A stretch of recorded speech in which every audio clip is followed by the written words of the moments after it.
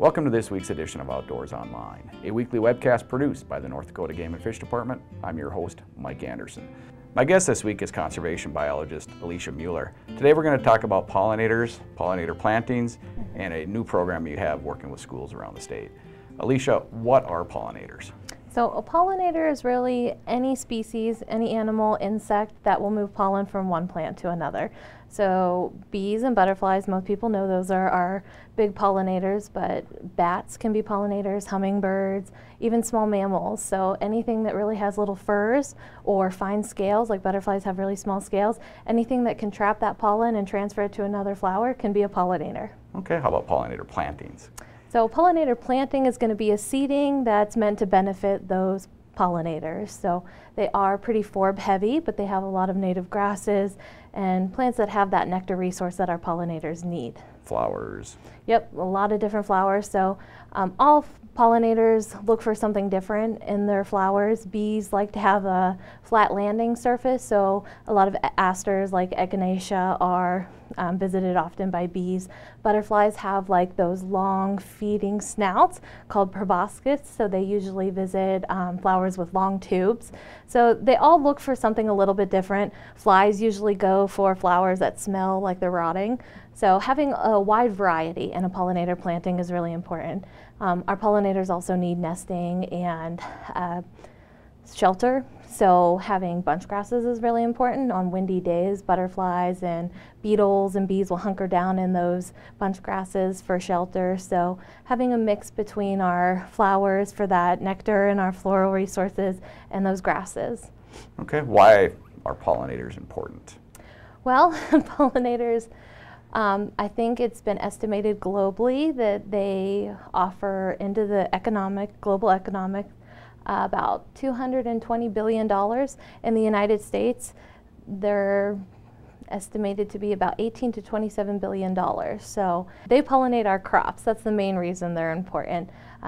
Things like cherries or almonds, macadamia nuts, watermelon. We wouldn't have any of that if it wasn't for our pollinators. I read somewhere where it says like 1 in every 3 bites are attributed to pollinators? Yep, they estimate about 1 in every 3 bites we have is thanks to an animal pollinator. So not all plants need an animal pollinator, so grasses don't need animal pollinators, they're wind pollinated, so things like corn don't actually rely on insect pollination, but I think it's about 85% of all flowering plants do rely on an insect or mammal pollinator, so they are pretty important. Are pollinators declining? Honeybees, since they provide us honey and we ship them around to pollinate our crops, they are studied very closely. So we know for a fact that they're declining. I think it's about 30% colonies, about 30% of the colonies have been lost in the United States every year since 2006. So we're seeing severe declines with honeybees. Bees are our most efficient pollinators, so they visit flowers to collect nectar like all of our other pollinators, but they're also collecting pollen. So they use that pollen to rear their young back in the nest in the hives. So they visit a lot of different flowers. So going from flower to flower, they pollinate quite a bit of our wildflowers. So they are most efficient, but they're not our only pollinator. Monarchs are also studied pretty heavily, so we know that the monarch population is in severe decline. About 80 or 90% of that population has declined within the past 2 decades. Other insects, other pollinators aren't studied as much, but we are seeing some big reductions in our pollinator populations. Do we know why pollinator populations are declining? You know, a lot of people think the big problem might be agriculture, but the #1 irrigated crop in the United States is our lawns. So you think of a green lawn, people don't even like dandelions. So there's not much resources out there for our pollinators. They need that nectar, they need nesting places, and we're losing that. So North Dakota's lucky. We still have a lot of beautiful prairie out there. A lot of our ranchers have kept their land in really great condition. So we have a lot of honeybees here. We have a lot of native bees, but we're still seeing those declines. So we really need to make sure we keep those resources on the landscape for them. North Dakota is the #1 honey producing state. So pollinator habitat in North Dakota is very important. Yes, absolutely. So I'm sure everybody has seen those white boxes around the prairie. Honeybees are very popular here in North Dakota. We have some of the best prairie left for them, but their declines are somewhat linked to habitat loss across the United States. Those resources that they really need are being taken off of the landscape. So those flowers, those grasses, and that's why these pollinator plantings are so important. Okay. How does the pollinator plantings help wildlife? Well, they help pollinators, which is important because I think it's 89% of birds depend on pollinator insects for their diets. So our upland game birds, our songbirds, they're eating pollinators for their diet. Having those grasses, those native flowers, that provides great cover for our birds as well, our ground nesting birds, our upland game birds. So it's all very interconnected. Sure, so like pheasant chicks, their first couple weeks of life are very dependent on insects. Yeah, so a lot of people always think about cover being the most important thing for pheasants and grouse, but really you can get cover with a lot of different plants, but you're not getting that insect population.